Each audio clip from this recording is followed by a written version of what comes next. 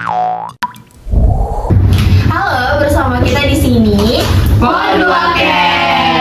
Halo teman-teman pendengar Podcast. Perkenalkan saya, gua Alicia bersama partner gua Safina yang akan menemani teman-teman untuk ngobrol-ngobrol nih pada hari ini. Oke, ngobrol tapi bukan sembarang ngobrol nih. Obrolan kita hari ini akan mengupas salah satu materi penting dalam prodi jurnalistik, yaitu struktur piramida terbalik. Tapi sebelum kita mulai bahas, kita sebagai warga Indonesia ingin menyampaikan kabar duka yang cukup berat dan mendalam. Seperti yang teman-teman tahu bahwa ada bencana banjir dan juga longsor di Pulau Sumatera, di mana per tanggal 2 Desember yang lalu menurut data BNPB sudah mengorbankan sekitar 659 jiwa. Bencana alam ini tuh menjadi alarm pengingat juga untuk kita agar kita menjaga alam seperti semestinya. Ada baiknya kita sama-sama mendoakan teman-teman kita yang masih struggling di sana, karena ini merupakan situasi yang membuat mengguncang banyak keluarga. Oke, tapi ngomong-ngomong soal bencana yang terjadi di Aceh, kami sudah membaca dan juga menyiapkan nih 2 berita mengenai bencana tersebut. Tapi kita nggak berdua doang loh hari ini, karena hari ini kita bersama teman-teman yang juga belajar mengenai piramida terbalik. Lagu ya. Oke, sebelumnya apa kabar nih teman-teman di sini? Baik. Oke. Kenalin diri dulu nggak sih kita ke teman-teman semua? Ya, kenalin nama gue Lisa. Gue Vira. Gua Adit. Gue Mara. Oke, gimana nih teman-teman, kuliah jurnalistik pasti belajar tentang berita kan ya? Ya pasti dong. Kira-kira nih, apa nih struktur piramida terbalik itu? Sebenarnya ya, in my opinion nih, sambil main. Menurut gue, struktur piramida terbalik itu penting banget sih, apalagi buat penulis berita kan. Itu tuh sebagai penulis berita harus banget menyajikan informasi penting di awal atau lead, terus juga diikuti sama detail pendukung. Jadi memudahkan pembaca nangkep inti dari berita ini tuh apa sih. Terus juga si pembaca nggak akan kehilangan esensi meski dia bacanya itu berhenti di awal gitu. Nah, itu semua tuh ada banget di struktur piramida terbalik ini. Kalau menurut gue sih ya, sebenarnya sama aja sih kayak Aca. Cuman kalau menurut gue piramida terbalik itu tuh kayak struktur jurnalistik yang paling dasar, klasik banget lah. Kalau lead itu kan isinya ada apa, di mana, bagaimana, mengapa, siapa, dan bagaimana. Ada disebutin belum sih? Pokoknya intinya itu adalah inti beritanya. Nah, kalau tubuh berita itu tuh sebenarnya nggak terlalu krusial banget, cuman dia tuh kayak nambahin sedikit-sedikit fakta atau kayak info-info lainnya gitu. Manfaatnya tuh biar pembaca bisa tahu esensi beritanya tuh apa, kayak tinggal baca leadnya aja tuh udah tahu isi beritanya tuh apa gitu. Oke, berdasarkan penjelasan dari Aca dan juga Lisa, jadi kita bisa menganggap kalau misalkan berita itu bisa menjadi salah satu cara untuk teman-teman untuk memulai menulis berita. Tapi ngomong-ngomong nih, pertanyaannya, apakah berita-berita yang diterbitkan oleh media udah pakai piramida terbalik? Kan kita tahu struktur piramida terbalik itu ada judul, lead, bridge, body, sama like nih. Judul udah pasti penting lah ya, tapi kalau lead atau transberita menurut gue sangat penting sih, karena lead itu kan berfungsi memberikan informasi mengenai inti berita gitu secara ringkas. Jadi ini yang menentukan pembaca ini mau lanjut baca atau berhenti di situ aja. Kalau yang gue bilang tadi juga, lead itu kan isinya 5W 1H, yang intinya tuh inti dari beritanya, kayak sebenarnya gagasan pokoknya lah gitu. Jadi maupun yang baca atau yang dengar itu pasti langsung kayak, oh ini ternyata intinya, ternyata kita nggak usah bagi orang yang sibuk gitu ya, pasti kan bacanya mereka kayak scanning berita aja gitu, cuman kayak baca, oh ada ini gitu. Terus kayak mempermudah informasi juga. Apalagi kalau misalnya beritanya tuh kayak berita bencana, jadi orang langsung tahu, ih ternyata ada bencana ini kayak gitu. Tapi Liz, meskipun si bridge ini bukan berita utama, bagian inti utama lah, tapi bridge juga penting sih buat jaga kelancaran alur berita lah dari inti ke detail. Jadi itu meningkatkan pemahaman dan kontinuitas dari pembaca gitu. Kalau nggak ada bridge, informasi detail di tubuh berita itu bisa kerasa mendadak atau keputus gitu lah. Aneh lah, kayak nggak nyambung. Tapi iya sih, terus juga selain bridge juga ada body nih. Kalau body itu memperluas informasinya. Isinya tuh biasanya ada fakta-fakta, ada kutipan, ada bukti, terus juga ada detail-detail kecil buat di beritanya gitu. Terus fungsinya itu biasanya ngasih gambaran lengkap aja. Biar kan kalau lead kan biasanya dia cuma ya udah highlight beritanya. Kalau body itu kayak ngejelasin apa sih yang terjadi di suatu peristiwa atau topik. Kalau lead itu biasanya ditempatin di akhir. Dia tuh bersifatnya opsional. Biasanya dia tuh bisa dipotong sama redaksi atau editor kalau misalnya emang nggak terlalu penting banget. Terus juga di apa sih namanya, leg itu bisa juga disebut tail atau ekor. Jadi emang dia tuh paling akhir ditaruhnya. Oke, keren banget nih penjelasannya ya. Nggak sia-sia nih kalian belajar ilmu jurnalistik.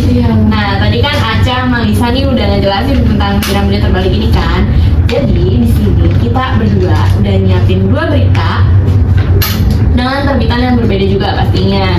Di sini tuh gua sama Sabrina pengen banget kita berdiskusi nih, apakah berita-berita tersebut menggunakan piramida terbalik sesuai banget sama pertanyaan Aca tadi. Apakah berita yang diterbitkan sudah menggunakan struktur piramida terbalik yang dianggap krusial tadi?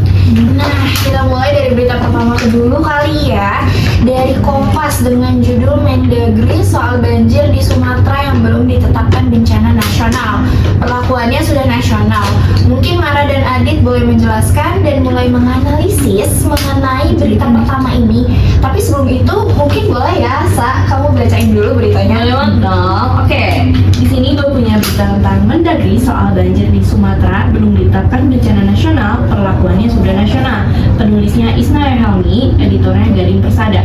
Jakarta, Kompas TV. Mendagri dalam negeri, Tito Karnavian buka suara terkait belum ditetapkannya status bencana nasional terhadap bencana banjir dan longsor di Sumatera Utara, Aceh, dan Sumatera Barat.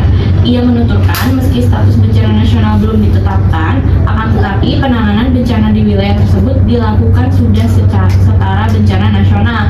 Beritanya gue taruh di sini ya buat temen-temen yang mau baca full. Oke, sekarang kita analisis beritanya dimulai dari Mara. Oke, dari berita tadi kita coba analisis beritanya pakai struktur piramida terbalik kan. Mulai dari judul deh. Judul itu menurut gua salah satu hal yang penting karena judul itu tuh menarik minat pembaca buat baca beritanya. Biasanya tuh ditulis paling akhir, penulis tuh biasanya nulis beritanya dulu baru judulnya.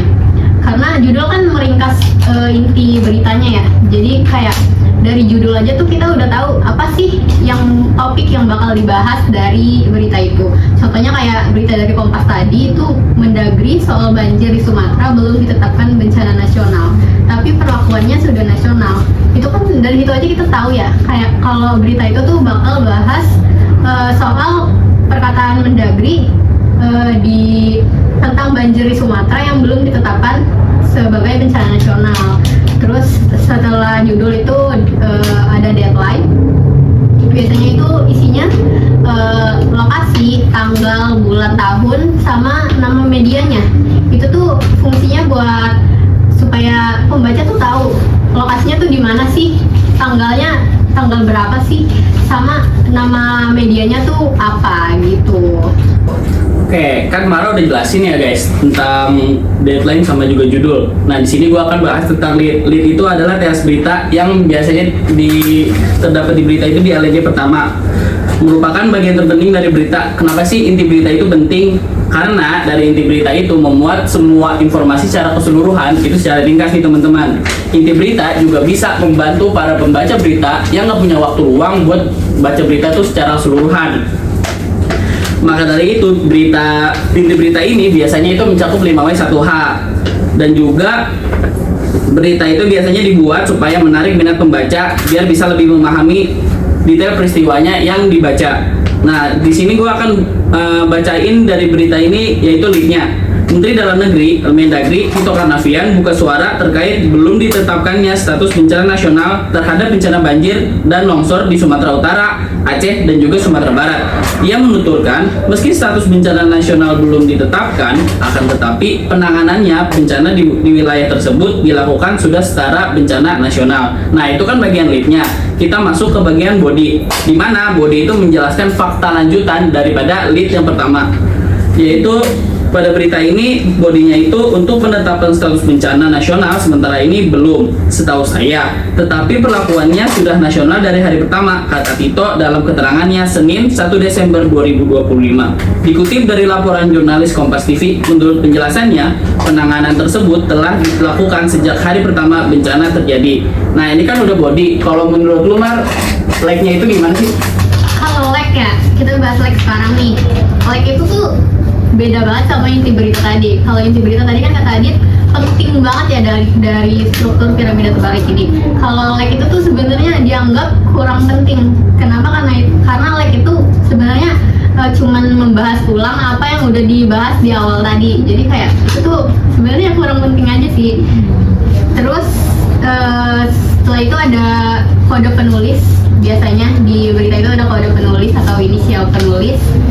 Itu ada tuh karena supaya penulisnya itu tuh bisa bertanggung jawab sama apa yang dia tulis gitu. Kayak itu tuh bukan dari opini dia, tapi dari sumber berita yang benar-benar ada gitu. Tapi kadang berita itu penulisnya itu juga ngelengkapin namanya, kayak nama lengkapnya sama nama editornya. Itu juga ya nggak apa-apa, bagus aja. Cuman ada sisi buruknya. Kadang itu kan bahaya ya kalau kita bahas berita yang sensitif tuh, bisa aja kita dicari orang nggak sih? Ya gitu lah pokoknya. Jadi kayak bisa pakai inisial, bisa juga pakai nama lengkap. Gitu ya, ternyata menarik banget nih analisis yang tadi udah dijelasin. Terima kasih Mara dan juga Adit, karena analisisnya tuh udah jelas dan mungkin teman-teman di rumah juga udah nggak bingung lagi kan dalam membaca berita kayak ini tuh leadnya tuh apa sih, bodinya tuh apa sih, like-nya tuh apa sih gitu ya. Bener banget Bin, setuju. Sekarang gimana kalau kita lanjut ke berita yang kedua dengan judul data BNPB korban bencana Sumatera sore ini 712 orang meninggal, 507 hilang. Kali ini gue serahin berita ini ke Aca dan Lisa. Oke, jadi kali ini gue sama Lisa akan menganalisis berita kedua yang tadi dibacain sama Isa. Tapi guys, sebelum itu aku akan membacakan dulu nih beritanya, oke ya. Nah, jadi beritanya itu data BNPB, korban bencana Sumatera sore ini 712 orang meninggal, 507 hilang. Jakarta, Badan Nasional Penanggulangan Bencana memperbarui jumlah korban terdampak banjir bandang hingga tanah longsor di Aceh, Sumatera Barat, dan Sumatera Utara. Dan data terbaru sore ini sebanyak 712 orang dilaporkan meninggal dunia. Data terbaru dampak bencana di Sumatera itu dirilis di situs Pusat Data, Informasi, dan Komunikasi Bencana pada Selasa 2 Desember 2025. Data masuk per pukul 17.11 WIB. Oke, boleh sih lanjut. Oke, sorry. Jadi dari berita yang barusan dibacain sama Gina, karena kan tadi udah jelas detail nih piramida terbalik sama Mara dan Adit. Jadi kita langsung analisis aja. Apakah berita ini sudah sesuai dengan struktur piramida terbalik? Nah, yang pertama itu judul beritanya tadi data BNPB korban bencana Sumatera sore ini 712 orang meninggal, 507 hilang. Jadi secara otomatis kita bisa tahu nih kalau berita ini akan membahas tentang korban-korban dari bencana yang ada di Sumatera. Terus juga kita next ke lead dalam berita ini, leadnya itu ada pada alinea pertama, yaitu Badan Nasional Penanggulangan Bencana atau BNPB memperbarui jumlah korban terdampak banjir bandang hingga tanah longsor di Aceh, Sumatera Barat, dan Sumatera Utara. Data terbaru sore ini sebanyak 712 orang dilaporkan meninggal dunia. Data terbaru dampak bencana di Sumatera itu dirilis di situs Pusat Data, Informasi, dan Komunikasi Bencana atau Pusdatin BNPB Selasa 2 Desember 2025. Data masuk per pukul 17.11 waktu Indonesia Barat. Dan deadline berita ini itu di Jakarta. Untuk struktur selanjutnya mungkin bisa dijelasin sama Lisa nih. Oke guys, jadi ini ada bridge dan like. Kita akan membahas bridge dan like. Bridge itu isinya ada BNPB dan melaporkan, Jumlah korban meninggal dunia sebanyak 712 di 3 provinsi, sebanyak 507 orang masih dilaporkan hilang. Berikut data terbaru per pukul 17.11 WIB. Korban meninggal sejumlah 712 orang, korban hilang jumlahnya 507 orang, korban yang terluka jumlahnya 2.564 orang, jumlah terdampaknya berjumlah 3,3 juta, korban yang mengungsi jumlahnya 1,1 juta. Jika dirincikan per provinsi, sebanyak 218 orang meninggal di Aceh, dilaporkan 227 orang masih hilang. Di Sumatera Barat sebanyak 193 meninggal dunia dan 117 orang masih hilang. Sedangkan di Sumatera Utara dilaporkan korban meninggal dunia sebanyak 301 orang dan 163 orang hilang. Kemudian like-nya itu ada total rumah sakit akibat bencana di 3 provinsi, ini sebanyak 3.600 rusak berat dan 210 rusak sedang, lalu 3.700 rusak ringan.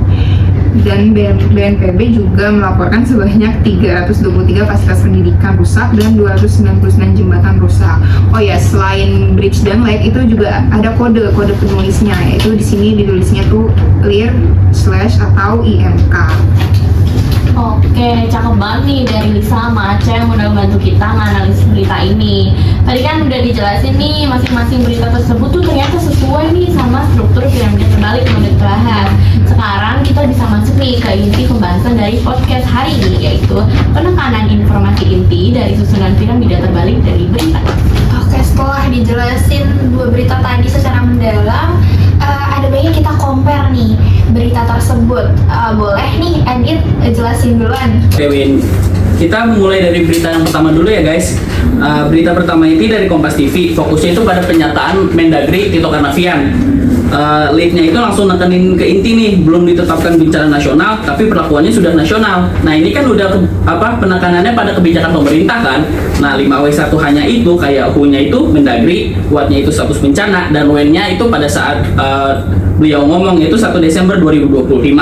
Berita-nya itu nyambung ke kutipan langsung, bodinya itu rinci kayak upaya pusat seperti bantuan logistik, dan juga menterinya itu datang langsung ke lokasi.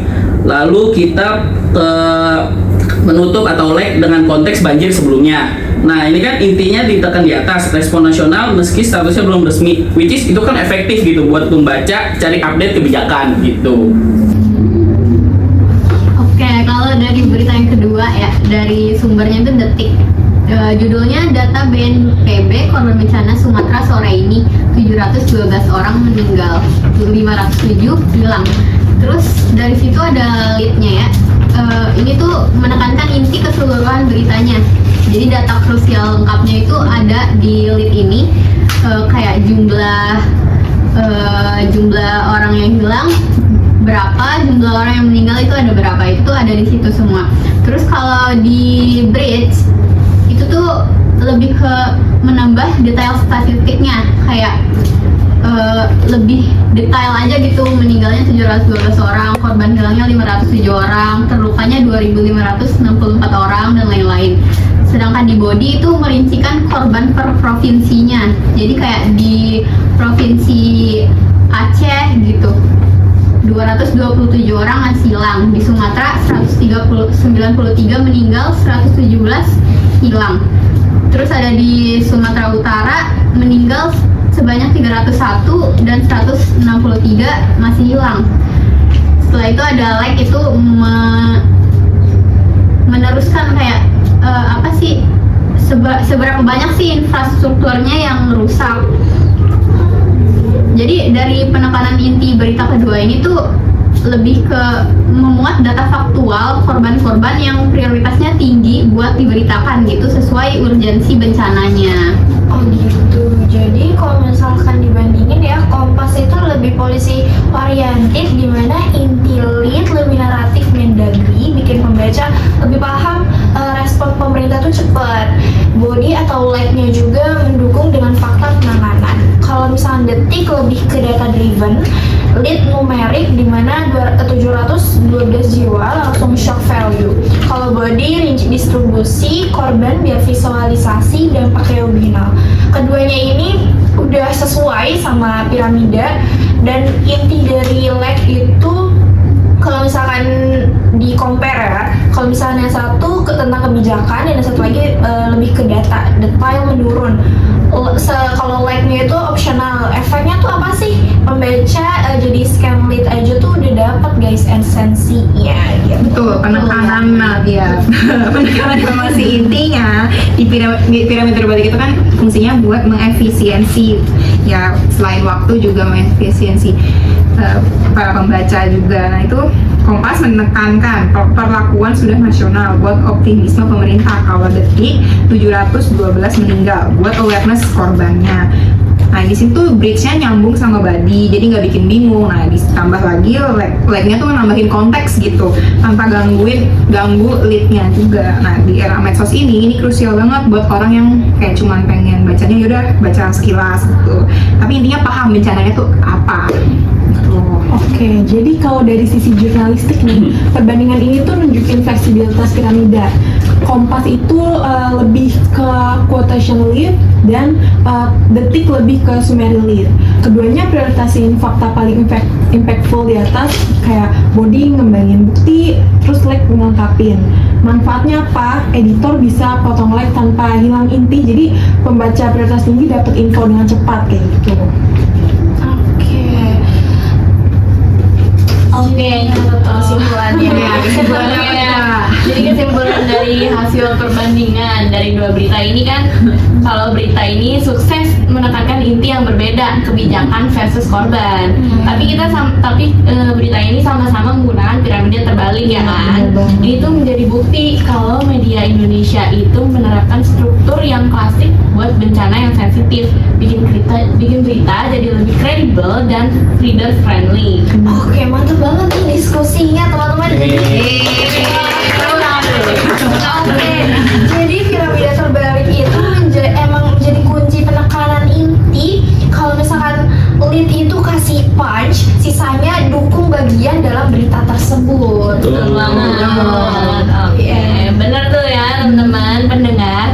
Juga semoga podcast ini tuh bisa membantu teman-teman buat paham nih cara menganalisis atau baca berita. Sekali lagi kita doain buat teman-teman kita yang di Sumatera supaya mereka diberikan keringanan dalam Amin. Oke. Terus dikasih bantuan ya. Jangan lupa bantu ya teman-teman. Oke. Tapi Ini udah di penghujung acara iya nih. nih ya teman-teman. Ya, terima kasih buat narasumber yang di sini. Terima kasih. Jangan lupa Happy to follow be here. IG Podoakes dan subscribe channelnya. Oke. Itu gratis guys, let's go. Oke, see you. Ketemu lagi nanti kita bersama Podoakes. Sampai jumpa.